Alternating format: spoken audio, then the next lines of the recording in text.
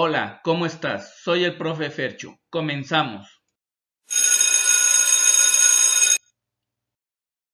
El tema que vamos a ver hoy son las luchas internas y los primeros gobiernos federalistas y centralistas. Como recordarás, la independencia fue posible gracias a un acuerdo entre distintos grupos sociales y políticos. Este pacto lo encabezaron Agustín de Iturbide y Vicente Guerrero, quienes concretaron el Plan de Iguala, en el cual se establecía que México sería gobernado por una monarquía constitucional. Esto significaba que debería haber un rey, pero éste no gobernaría según sus deseos, sino con base en una constitución. También se planteó la división de poderes, en la que existiría un Congreso o Cámara de Diputados encargados de elaborar las leyes y supervisar al gobierno, y la formación de tribunales para impartir justicia. La idea de que el país tuviera un gobierno monárquico fue compartida por una parte de mexicanos. Por ello, a este grupo se le conoció como monarquistas. Según el Plan de Iguala, el trono de México debería de ser ocupado por un príncipe español. De este modo, se esperaba mantener las relaciones con España y el resto de Europa. Las provincias eligieron diputados, quienes se reunieron para redactar la Constitución.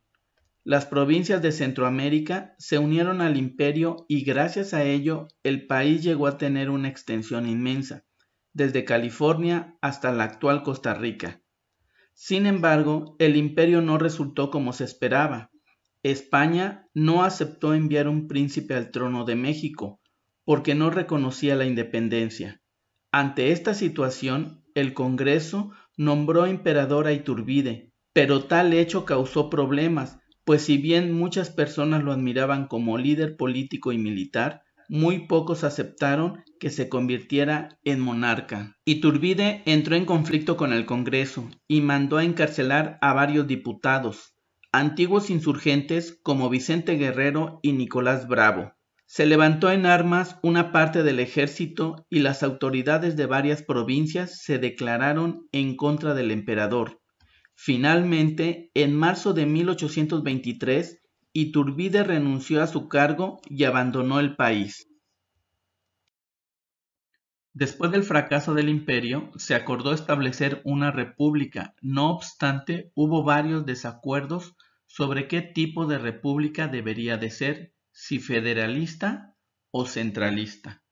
Te explico cuáles fueron los periodos y en qué consistía cada una de ellas. La República Federalista fue de 1824 a 1835, su primer periodo. Después tuvo un segundo periodo de 1846 a 1853.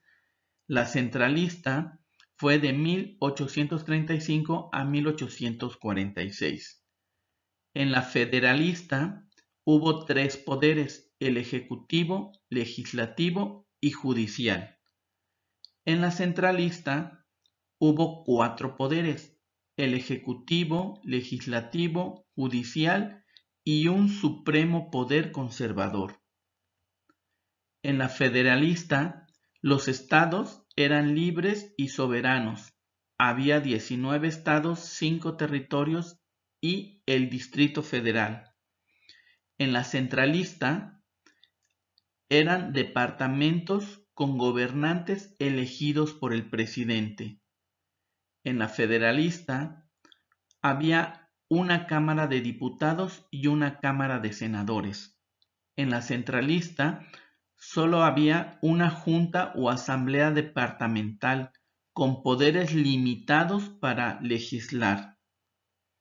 Y en la federalista, se consideraban a todos los varones adultos como electores. En la centralista, definían el número de electores de acuerdo con sus ingresos monetarios. Estas eran las diferencias que había entre federalistas y centralistas. Con el nuevo sistema, las provincias se convirtieron en estados. A partir de entonces, cada uno tuvo un gobierno, un congreso y una constitución propios. Los estados podían tomar decisiones acerca de su organización política interna como parte de las facultades que le otorgaba la Constitución de 1824.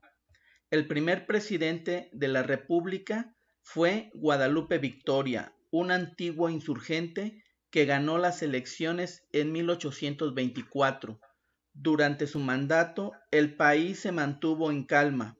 Esto permitió al gobierno impulsar la educación y obtener préstamos del extranjero para mejorar la economía. En 1829, Vicente Guerrero sucedió en la presidencia a Guadalupe Victoria y tuvo que combatir a sus opositores para poder gobernar. Como mandatario, Guerrero enfrentó con éxito un intento de reconquista española en 1829. Otras acciones de su gobierno fueron hacer efectiva la abolición de la esclavitud y expulsar a muchos españoles que vivían en el país. Esta última disposición agravó la división entre los dirigentes políticos.